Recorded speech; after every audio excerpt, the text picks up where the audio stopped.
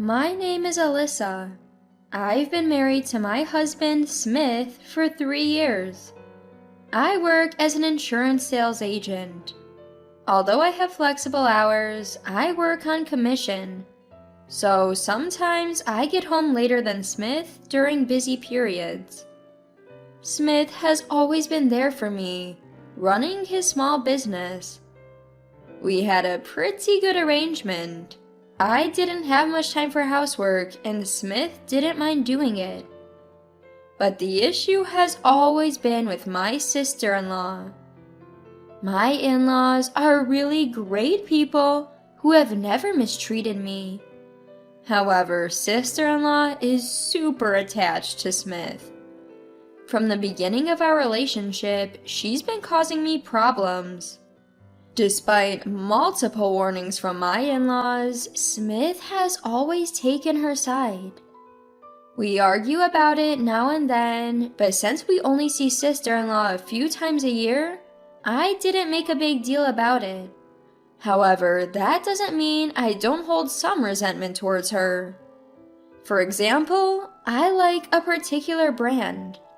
While I don't splurge on it, I do buy things I want from my own savings or by working extra hard. She once accused me of getting those items from Smith and even stole from me. This happened when we went to my in-laws' house for a Christmas visit. When we walked into the living room, sister-in-law was already a few drinks in. "Ah, Smith, you're back." "Yeah, you're already drinking?" "It's Christmas, come join me." "Oh, alright then." As Smith was about to sit, I said, "We haven't even greeted everyone yet, and we're not staying the night, you know. If you start drinking now, we won't be able to drive home." She scoffed. "Geez, what a strict wife. It's fine, Smith can just stay here. Why do you need to go back together?" I retorted, "So that's what comes to your mind before even saying Merry Christmas?" She then annoyingly leaned on Smith and whined, "Smith, Alyssa is bullying me." I was so disgusted by Smith's failure to push sister-in-law away that I headed to the kitchen. "Mother-in-law, Merry Christmas." It seems that mother-in-law was so wrapped up in preparing a full-course Christmas meal and party that she didn't hear our exchange. "Oh, you're here! Sorry, I didn't notice. Merry Christmas." "Is Smith not here?" "Smith is in the living room with sister-in-law." "Oh, Smith didn't even greet me." "I apologize." "No worries, it's not your fault, mother-in-law." As she said that, mother-in-law headed towards the living room. I followed her and found Smith evidently unable to refuse an offer to drink with sister-in-law. Mother-in-law saw this and said, "Smith, what are you doing here without even saying hello?" "Well, Nora was feeling lonely, so we decided to have a drink together." "You should have greeted us first. I was wondering why only Alyssa came to greet us." "I couldn't turn down the drink." Smith mumbled something, looking down, but I ignored him and took my seat. Just then, as I put my purse on the chair, sister-in-law perked up and started talking. "Wow, is that a new purse? Nice." I had a bad feeling and promptly placed the purse back on my lap. Sister-in-law looked visibly annoyed and said, "I can't afford one. Smith, I want one too." "Well, I didn't buy it." "Then give me Alyssa's." "What? How dare you say that? You don't have to give it to her. It's expensive, right?" Who would hand over an item worth at least a few $1,000s, especially when it's practically brand new? I gave sister-in-law a dry laugh. "If you want one, go buy it yourself. You live at home, so if you work decently, you can afford it." True, sister-in-law lives at home but only works part-time about 3 days a week. She probably can't even afford the cheapest purse I own. This new purse was a favorite of mine. reserved with a deposit as soon as I heard from the shop clerk that it was coming in. There's no way I would easily give that up, especially not to sister-in-law. Then Smith started saying something outrageous. Hey, give that to Nora. What? You have plenty. It won't hurt to give away just one. Do you even know how much it costs? If you have so many, what's the problem? No way! I even paid a deposit to get this. Stingy! So stingy. Could you please not talk like a child? Are you even an adult? I just started using this brand new bag, so I can't give it away. I have no intention of giving away any of my other bags either. Stingy! With that, sister-in-law stormed off to her room. Smith also stood up, following her. You went too far, and since you're not giving it, you should apologize. I won't see my sister-in-law after Christmas, so it doesn't matter. I thought, but I was wrong. A few days after Christmas, as I was preparing to go to a hotel lunch with my friends, I opened my closet to grab a purse, but it was missing from the bag where I'd stored it. Frustrated, I went straight to Smith's place. Smith seemed upset to see me walk in, but began to look anxious when he noticed I was holding the empty bag. What? I don't know anything about it. Maybe you left it at your parents' house? I haven't even said anything yet. Don't you know? You gave it to your sister, didn't you? I told you, I don't know. Maybe you left it somewhere, like at your parents' house. Fine, I'll search your parents' house then. I'll also call them. If I don't find it, I'm reporting it to the police. It's an expensive bag. If someone broke in, that's a big deal. Smith turned pale at the mention of the police, but quickly retorted, Even if the same purse is there, maybe Nora bought it herself? I took a card out of the shopping bag and showed it to Smith. It's a limited edition with a serial number. There's no way it's the same. I didn't know that. My sudden visit surprised them, but they let me into my sister-in-law's room when I explained the situation. My purse was easily found in the messy room, but it was in terrible condition. The bag had remnants of food and drink stains, and it seemed beyond repair. Even my mother-in-law was at a loss for words.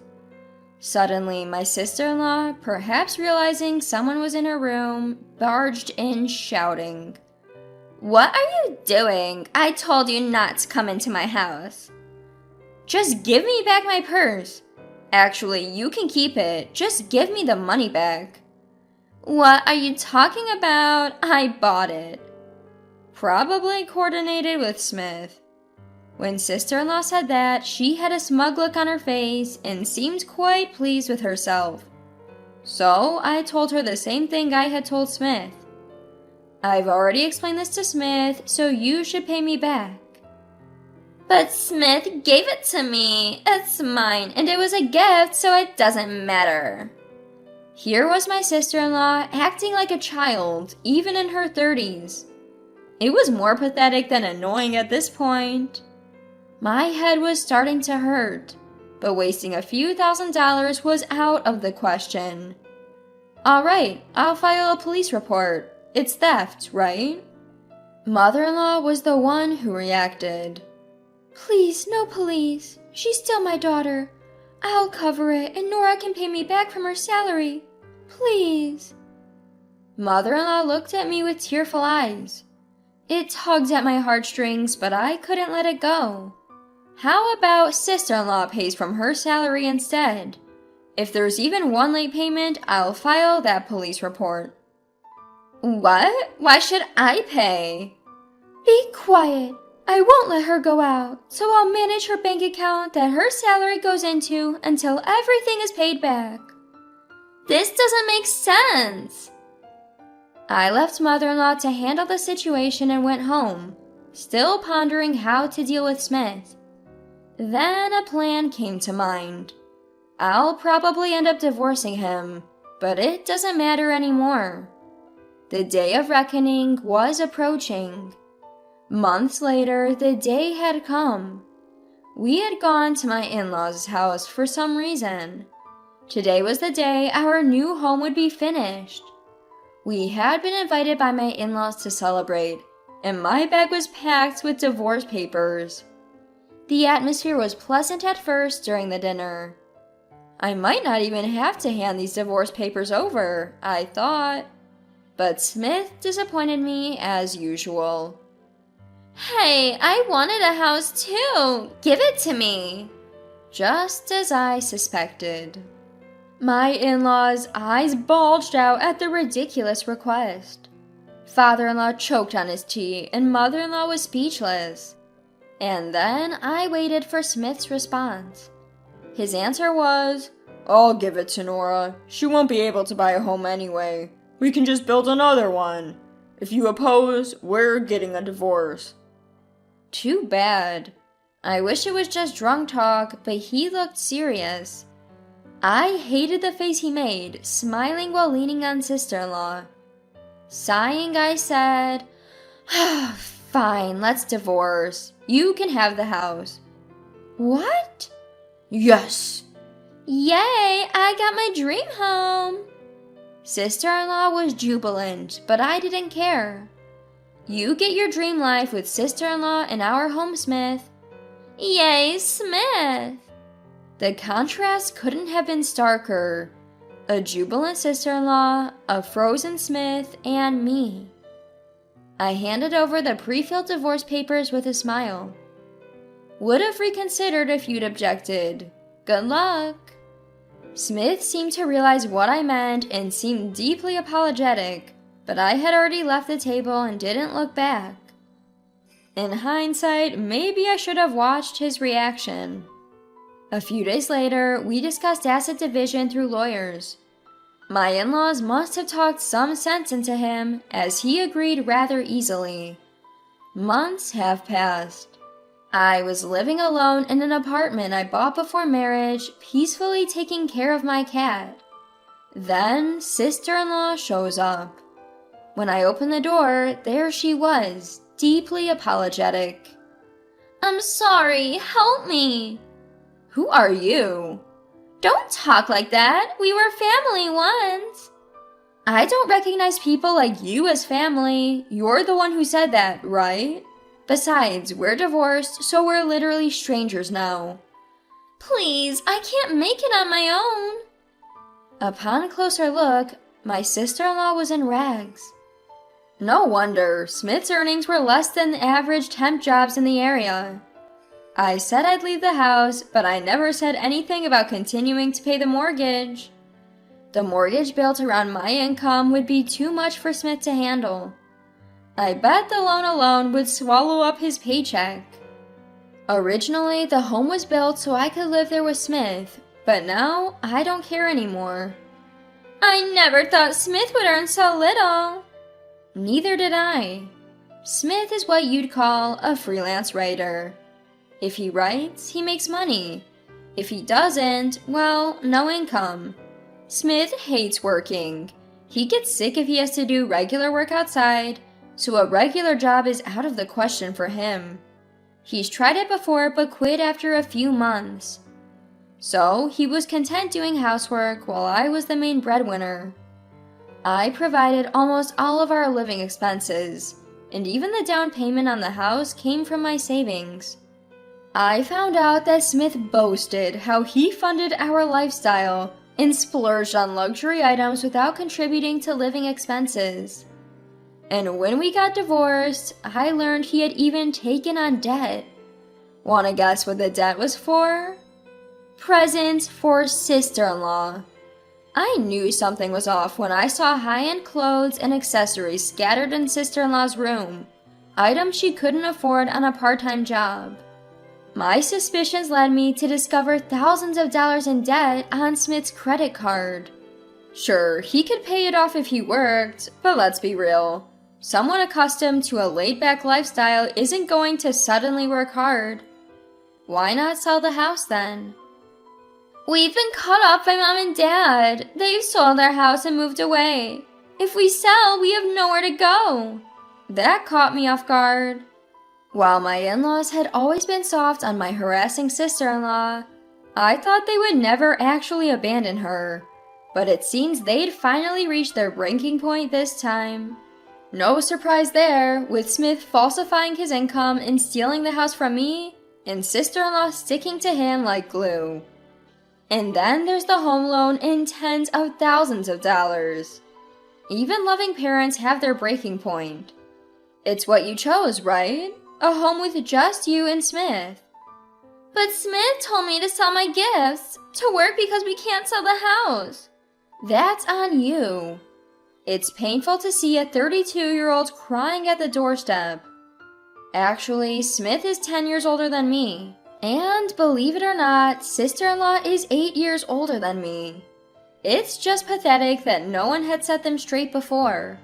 But that's a separate issue. Why should I help people who've mistreated me all this time?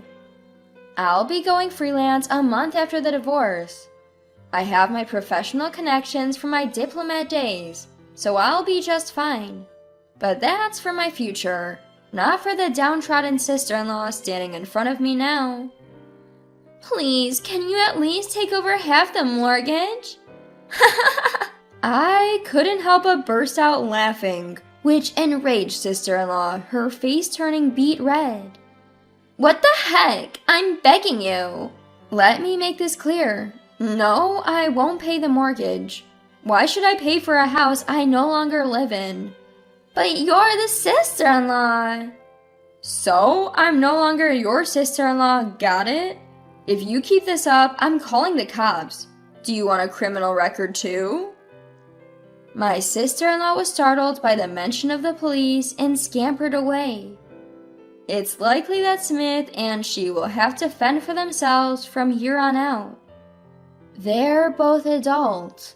They should get what they want with their own efforts.